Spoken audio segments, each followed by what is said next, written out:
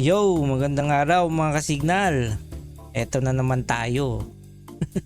So in this video, we are going to tackle trading hours. Hybrid bars indicator natin, mayroon tayong tinatawag na trade hours control. So if you are a type of trader na sinusunod lang yung trading hour hours mo, then this feature will be to your advantage. Okay, pwede mong i-adjust yung mga trading hours just the way you want it. But take note lang na yung mga trading hours or yung no trading hours ko dito, I already back tested. Okay? So if you don't have an idea pa on trading sessions, you can go to babypips.com para makita nyo yung exact timing ng sessions. Puntahan na nga natin. Ayan. Ito yung website ng babypips.com. Nakikita nyo dyan yung mga sessions. So Sydney session, Australia. Ayan. Alas 5 ng umaga dito sa Pilipinas, which is close na kanina, alas 2. So ito na naman Tokyo or Asian session, alas 8 ng umaga dito sa atin sa Philippine time. Then London session, yan, alas 3. And then New York session, mag-i-start pa lang mamayang 8 p.m. So dito nyo siya makikita. Do the sessions matter in crypto or sa forex or US market lang applicable yan? For others who have backtested it, yes, it matters. But for some, sasabihin nila, hindi kasi ang crypto is 24/7. In my own humble opinion naman, yes, they work in a different kind of way. Before natin tignan yung mga sessions which are confined within the day, we need to look first at the bigger picture. Okay? Zoom out kumbaga and analyze first yung daily trend or yung bias. In this case, punta tayo ng daily. Diyan pumapasok yung power of 3 ni ICT sa daily time frame. Let's go to daily time frame dito sa kaliwang chart natin and then maximize natin. Ayan. So bago mo tignan yung mga sessions na yun, titignan mo muna kung ano yung trend nung daily sa daily candles. Pababa ba siya for this week? Or pataas ba siya? Ganon. So as discussed by ICT and also other influencers, we have 3 phases of movement, which is the manipulation, and then the expansion, and then distribution. Some others use AMD, sabi nila, accumulation, manipulation, distribution. But in this case, let's just discuss yung manipulation, expansion, and distribution. Ito lang yung manipulation, ibig sabihin yan. Daily candle ito, nagmanipulate siya pataas, gumawa ng wick dyan. Dito yung opening niya, itong level na to. Nagmanipulate siya and then nag-expand pababa. Okay? Hanggang dito sa low na to. Ginagawa niya ngayon is nagdi-distribute siya.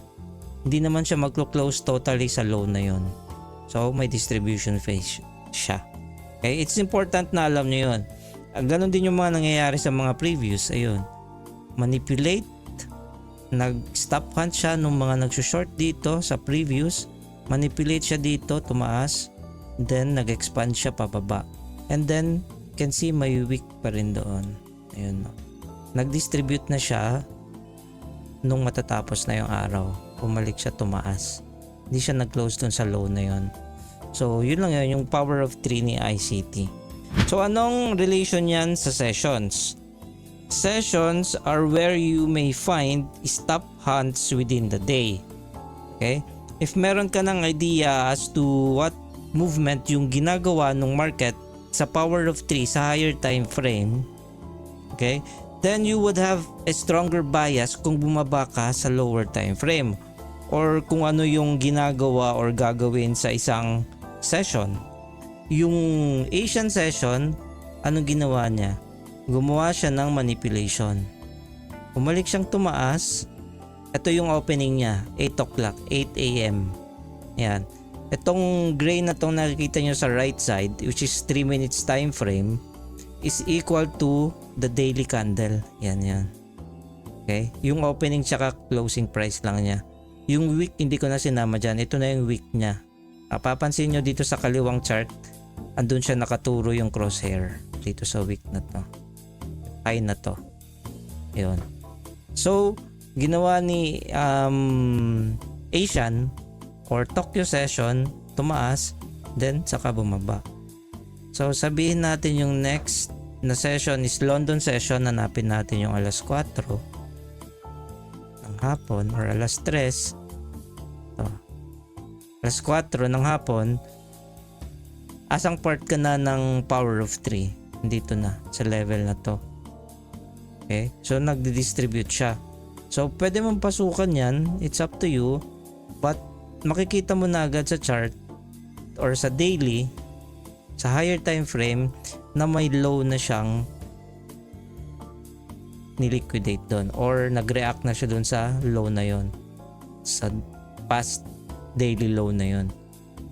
Ako, kung i-short ko yan, hahabulin ko yan, the next day na ako doon sa manipulation and then expansion ulit. But in this case, hindi ibig sabihin na ganun yun, na ganun lagi yung entry mo. You have to look for entries as per sa hybrid bars indicator natin. Yung momentum pa rin.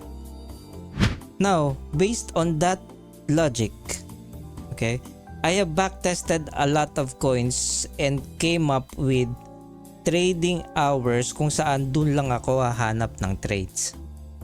Not necessarily na ganito. Sa Asian session lang ako magte-trade, or sa London session lang, or sa US or New York session lang ako magte-trade. Yung ginawa ko dito is flexible para sa kung sino yung nagte-trade sa kahit saang session. But in this case, ang ginawa ko, nag-backtest ako and then tinanggal ko yung mga trading hours na useless, halos useless. Itong mga nakikita nyo sa chart na color gray, yan yung mga no trading hours ko. Yan. No trading hours. Bakit? Para maiwasan ko yung mga fake out.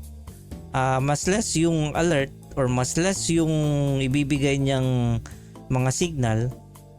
So mapapansin nyo, usually, kung late din ng madaling araw dito sa Pinas, no? Halos nasa distribution phase na lang yung daily movement. Let's go. Balik tayo sa daily movement. Lagay natin yung daily. Anong nangyari?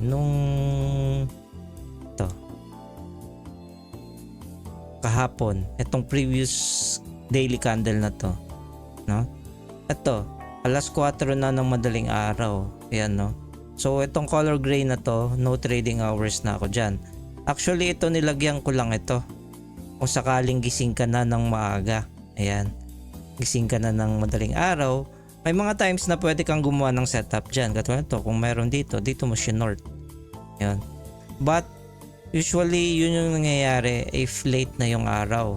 Antay mo na lang. Might as well wait for the next candle. Next day, opening. Kung anong gagawin niya. No?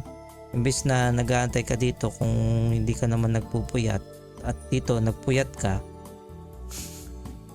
hindi mas maganda nang nagantay ka ng next day. Kasi usually ganun yun. Ito, okay, ito tumaas siya. Pero ang nangyayari na lang dyan sa alas 5 ganyan, konso na lang siya, consolidating yung distribution phase niya.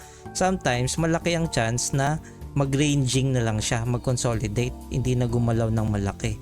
Gumalaw man ng malaki, ayun, gumalaw siya, nakuha mo dun. Pero the next day, yun pala yung movement na manipulation to continue the trend ng higher time frame to go short, to go down. Yan. Hindi ka na na-stress ng madaling araw. Yun, tinanggal ko yung mga candle na yun, yung mga color gray na yun by default. You can change the colors if you want to. Now, tignan natin lahat yung mga timings na yun. I don't know if nandito ba. yung mga timings na yun. Hybrid bars. Yan. Sa settings, andito, trade hours. Itong mga trade hours na to is equivalent to sa from 8 a.m. 8 a.m. plus 3.6 ganon. Hindi ko pa nga lang siya na-edit na parang dapat yung sa clock na input, but this one parang ganon. Ito, no trade sa morning is kung 8 o'clock yung start niya is hanggang 8 plus 3 is 11, 11.6 or nasa mga 11 may gitna AM. Malapit na mag 12 noon. Ayan, numbers reflected in the settings. Yan, 8 AM PH time is 0 plus yung mga numbers na nandoon. Yung mga nanditong mga hours na to. Ito. Yan. Plus 3.6 plus ganun. So ito yun, yung non-trading hours ko. 11:36 AM to 11:48 actually AM din to before mag 12 noon. Bakit? Kasi malapit nang mag-end yung 4-hour candle sa umaga.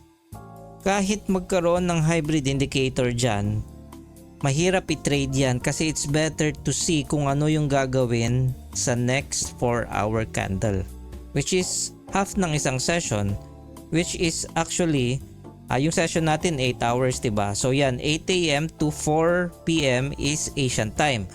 12 noon is significant kasi it's the same as 12 midnight ng New York. Sa ICT, it's significant na mga timings, mga yon. So you have to wait na lang sa next 4-hour candle kung ano yung gagawin doon kaysa yung hinahabol mo pa sa first 4 hours nung session, first half nung session na yon. So why am I getting yung 4-hour candle, no? Kasi ito yan, 8 AM is Asian, 12 noon as I've mentioned is New York midnight, or 12 noon is lunch din dito ng Asian session. Then 4 PM is Asian close, and then London opening naman. And then 8 PM is New York open. 12 midnight dito sa Pinas is London close. And then 12 midnight dito sa Pinas, and then lunch ng New York naman ng 12 noon sa kanila doon. And then 4 AM is New York closing. So doon ko kinukuha yung 4 hours because significant yung mga movement for each 4-hour candle na yon or period na yon.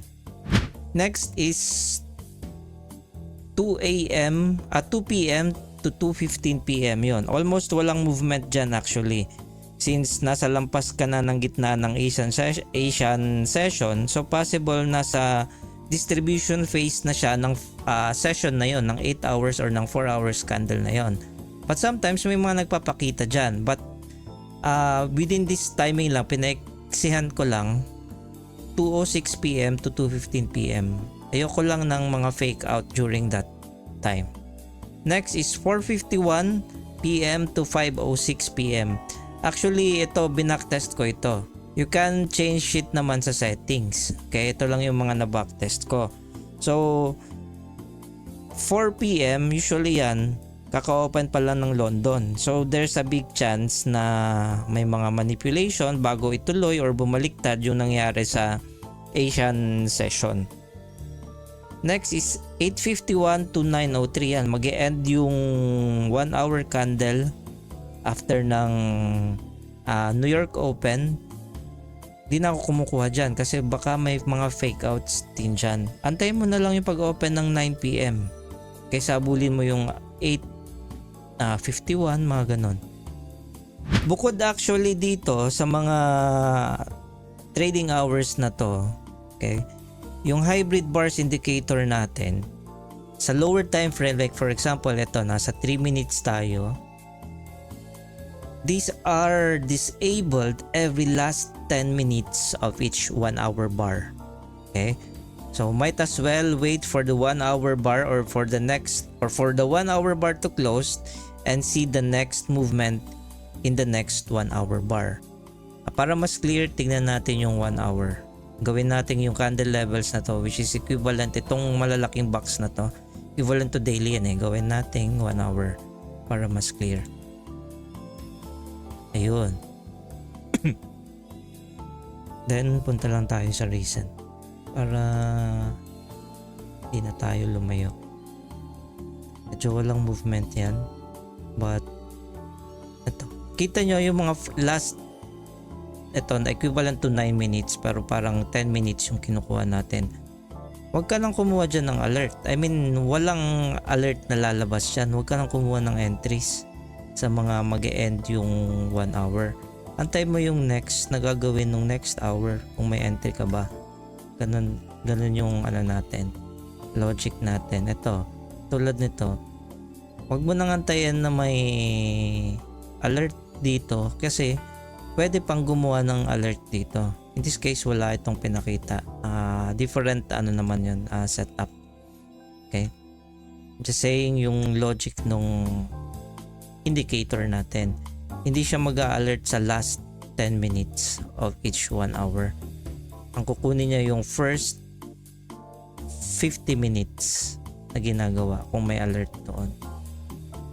Alright? Walang mag-alert. Ito, nakikita nyo itong mga gray na to. Yan, mga walang, hindi mag-alert dyan. And then, no trade hours ko rin dyan. See? Kung gaano siya ka-effective. Wala kang alert dito, no trade hours ka. And then, dito ka na tumingin ng mga, ito, kung may nag-alert dito, binalikan rin lang yung mga no trade hours. Kung ka nag-start nag-trade. Right? Backtest. Backtest siya lang i-backtest. Ito, mga no trade hours. Yeah. This is BTC nga pala. Ayun. Sometimes, yun nga, walang alert. Sabihin mo. But, there's a setup.